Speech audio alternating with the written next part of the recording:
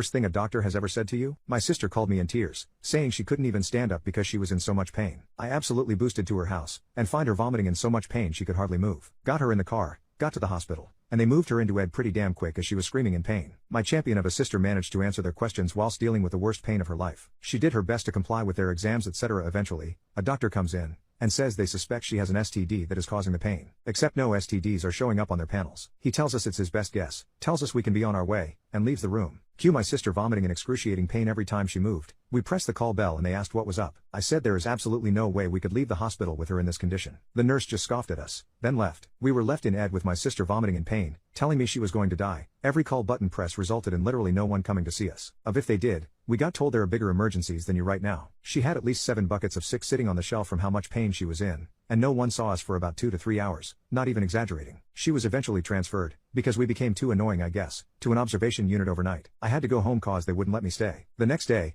I got there. My sister was a effing shell of herself. She was literally gray and said the pain was still there. She just didn't have the energy to fight it anymore. I told her since she was in the hospital, at least she was safe, but she told me she legitimately thought she was going to die. A day later, she calls me, they finally did an ultrasound after 3 days. Apparently NZ hospitals have no ultrasound technicians on for holiday periods, and told me her ovary was twisted around a ridiculous amount of times. She said they have to operate right effing now. She's lucky to be alive. The hospital wouldn't allow us to have any documentation about her operation or anything. They told us it was not her information to have. The fact that the doctor wrote her off as having an STD, and never looked into anything else until the last moment when she was going septic, sickens the F out of me. And the fact ovarian torsion is a medical emergency whilst we were being told there were bigger things to worry about. I'm just glad she's still effing here.